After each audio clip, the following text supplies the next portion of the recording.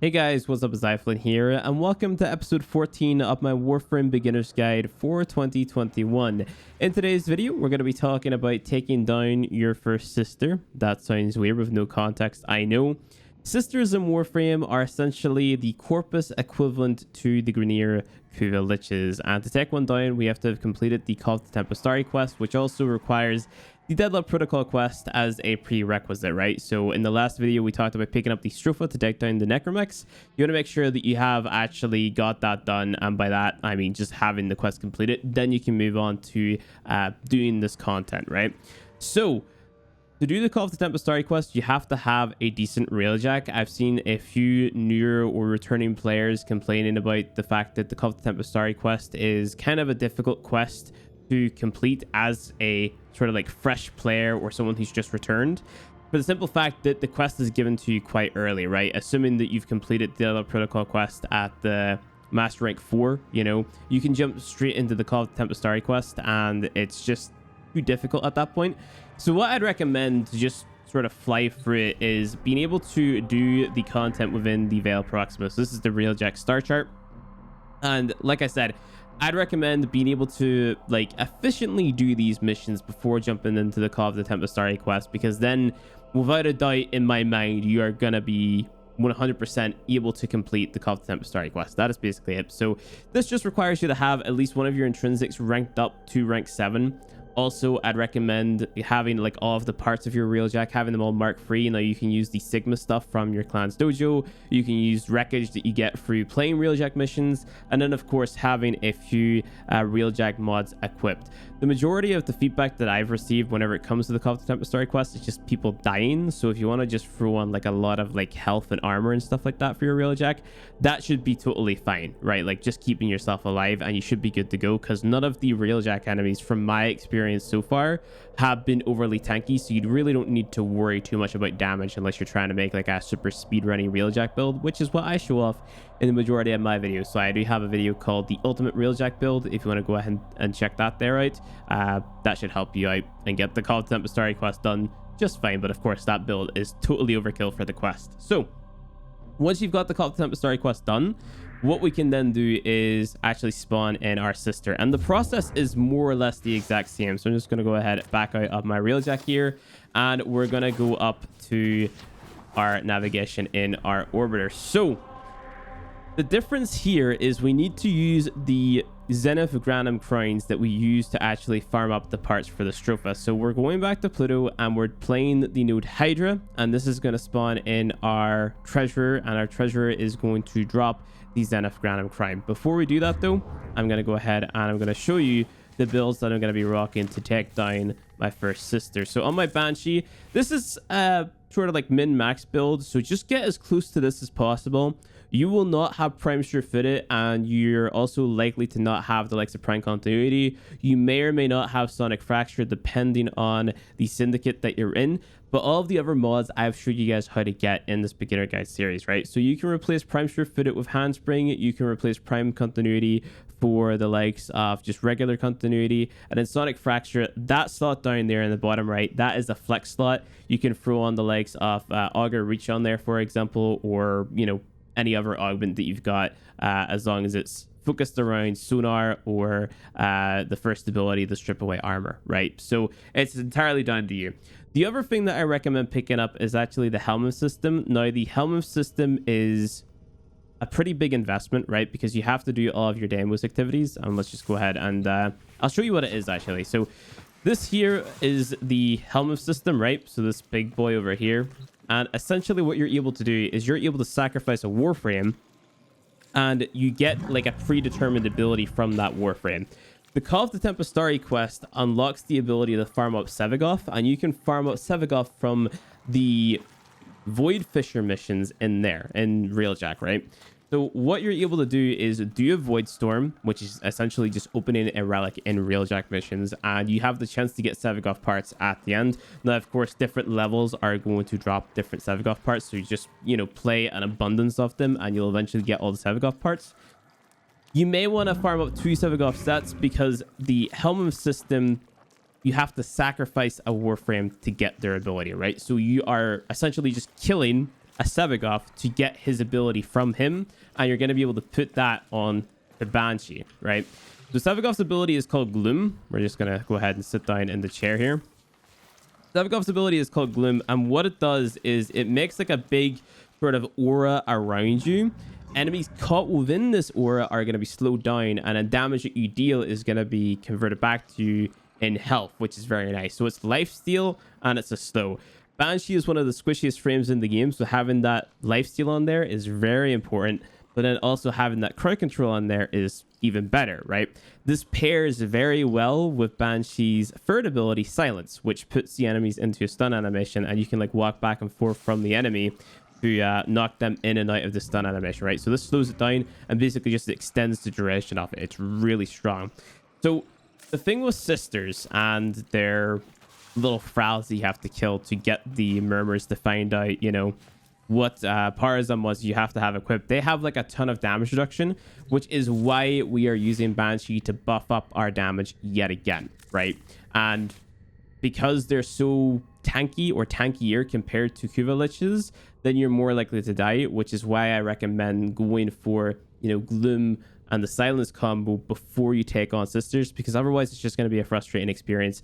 There's no way to wipe away a sister once you've got it. I know, again, without context, this sounds really weird, but, you know, you have to kill your sister to get rid of it. So if you have a sister, you're not able to get a Kuvalich, right? So I really recommend going in prepared. This is probably some of the harder content within Warframe. This is the Kuvazar build I'd recommend. Of course, this is without a primary Arcane. If you have invested in the Steel Path, because you can definitely do Steel Path content before you do Sister content, I would actually say that Steel Path is a little bit easier than Sisters in some scenarios. But you can go ahead and throw on primary Merciless on there and then replace Duration for, you know, whatever it is that you want to throw on there, maybe more crit damage or something like that. It's entirely up to you. But this would be the build that I would take in as a newer player into Sisters content. It's running corrosive and cold damage. It's got Bane of Corpus on there. If you have the prime version of that, you want to use that. Vital Sense for crit damage, very nice. Galvanized Chamber for multi-shot, Duration for damage, Critical Delay for crit chance, and you're good to go. Next up, our Cuva Nucor. Very nice builds. This is just based around applying Magnetic and Toxin, which is a nice combo versus Corpus enemies in general. It's got, you know, a very low crit chance, but the crit multiplier is pretty high, right? So 10.5. So whenever it does actually do a crit, you're dealing a massive number. So that's just helping out your DPS, which is really nice. And then the trusted Azorus build that I've probably showed too much of in this beginner guide series, you can just go ahead and run that, and this will get you through a lot of the content in the game, right? So pretty straightforward builds. Like I said, replace Prime Surefooted for Handspring, and that is going to make it so that you're not knocking yourself over while you're recovering faster from getting knocked over with the Kuvazar, right? It's you sort of have to like not shoot at your feet, which is probably what you're going to see me do a lot in this video, right? So what we do, we go off the Hydra, and in Hydra we are going to spend a Zenith Granum crown or coin, or whatever you want to call it, with the golden hand again, which is going to take us into the Granum Void. And in the Granum Void, we're going to get at least 25 kills, right? We're looking for at least 25 kills. And just to demonstrate how Gloom works, there you go. You see the slow animation of the Corpus enemy? Super slow, which is going to make them extremely easy to manage, especially whenever their levels start to go up and up and up if you start to stab your sister. Because remember, back to Kuvaliches, right? If you stab the Kuvalich, it's going to increase its level, and it's also going to increase the level of all the ads around as well, right? So you got to keep that there in mind. So what we're going to do is we're going to look for a golden hand. All right, I found myself the golden hand. I'm going to interact, spend the Zenith Granum crown, and what we're looking to do in here is just get 25 kills. That is all you need. You just need 25 kills. So this is just more or less the same process. Just use Resource, throw at the enemies, and then there's the little drops that you can pick up to extend the time and all that other good stuff. But you're just looking for the 25 kills, and then once you got the 25 kills, what'll happen is your sister or candidate or whatever you want to call them is going to spawn in, and they're going to have one of the tenet weapons, right? The tenet weapon that I recommend you go for is actually a magnetic tenet Deathron. And we're going to be picking that up because it's going to allow us to do Prophet Tech here a lot easier because of, you know, the elements and stuff that we can throw on it. You can do it with the Cuban Euclid, but I think the Tenet Dectron is more reliable. So you want to make sure that you're spawning in your candidate with the likes of Mag or something, right? Of course, I'm using Banshee in this video, but that's just because, you know, easier for me to sort of like explain things in the one go, right? So all I'm gonna do is wait for this timer to run out. But I actually had to restart my mission because my candidate wouldn't spawn in. But the reason that we're running this mission in particular is because we are actually able to, of course, spawn in the treasurer, which is going to drop the Zenith Granum Crown. And remember, whenever you're trying to get like a Kuva weapon or a Tenet weapon, if this guy, this candidate that we just stabbed, doesn't have the weapon that you want, you have to pause and then quit, and you're already gonna have consumed your Zenith Granum Crown, right? It doesn't get refunded if you just back out, so you have to farm it up again. So you can just wait around here in this mission to spawn in your treasure to get your Zenith Granum Crown for the next run, which is why this loot in particular is so efficient for farming up your candidate to get your Tenet weapons. So I'm just going to go ahead, head back to the ship, and you're going to see what sister I actually got. All right, so there's the sister that I got, and it's more or less the exact same as the Kuvilich from this point onwards, except this screen is blue, and the sisters have, you know, more damage reduction, and their Frals, which are actually called Hounds, have a lot more damage reduction and are a little bit harder to kill as well. So here she is in the flesh. She's got the Tenet Flux Rifle, which honestly isn't my favorite, but we're going to roll with it. I have a 42% electric bonus. Like I said, you want to be going for the Detron, the Tenet Detron with a magnetic bonus, because we're going to be using that to take down Prophet Taker. You can use the Cuban Eucor, so this part of the guide you can definitely skip if you're finding the sisters too difficult. You can use the Cuban Eucor for it, but I just think that the Detron is a little bit more consistent whenever I'm doing the Prophet Taker. So yeah, we're just gonna go ahead, mod the powers on, and I'm gonna jump in and show you the doggies. So here is the doggy. So yeah, Banshee just makes a very short work of them. All you gotta do is well, I armor stripped them, right? I armor stripped them with my first ability. What you'll notice with the dogs or the Hounds is that they can actually disable your abilities. Some Corpus enemies can actually already do that. So you just got to be aware that you can't spam your abilities. None of Banshee's abilities are really that spammy to begin with, right? So you shouldn't really have that big of an issue. The only issue that you might have is knocking yourself over with the Kuva Brahma or Kuva Zar or whatever you're using, right? So it's entirely down to you. Why won't elevator stuck? Elevator stuck. Elevator bad. Not a fan of elevators IRL. I usually use like the escalator. Is that what the Americans call it? I think they call it the escalator. But yeah, I'm gonna try to spawn in another Hound just so you can see like how, I guess, tanky they are. Speak of the devil, how tanky they are if you aren't using abilities. Of course, my Kuva Zar is sort of optimized for dealing with these types of enemies, right? So here you go. You know, I'm shooting a lot of shots to actually take them down and not one shot in them like I normally would.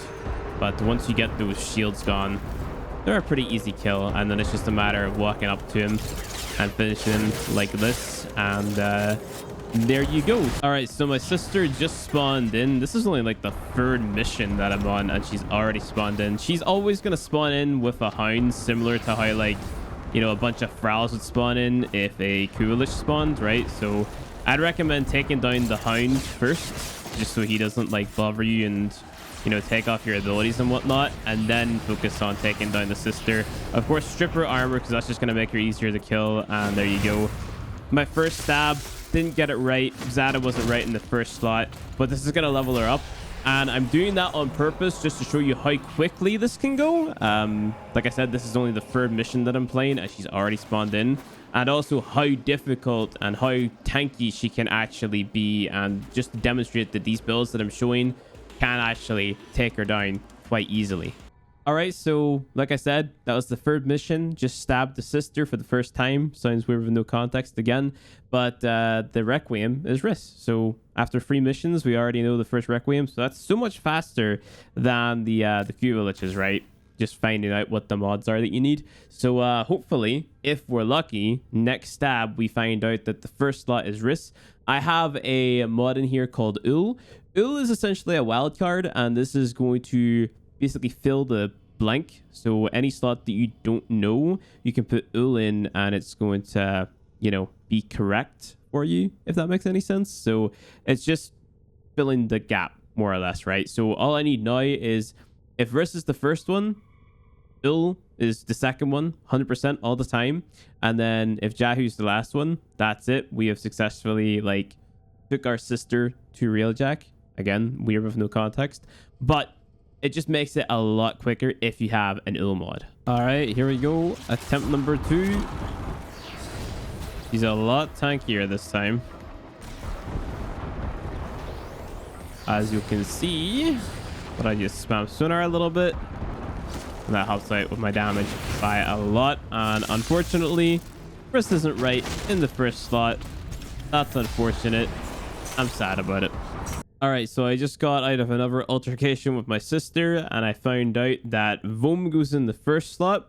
Ul was sort of like sorted for my second slot, but Riss wasn't in the third slot. So what this means is that Riss belongs in the second slot, and I can use Ul to compensate for me not knowing what is in the final slot. So the next time I encounter my sister, I win the 1v1, and she's gonna go to Railjack. All right, so now I've got a level 4 sister. You can see that her Hound is actually level 90, which is crazy high.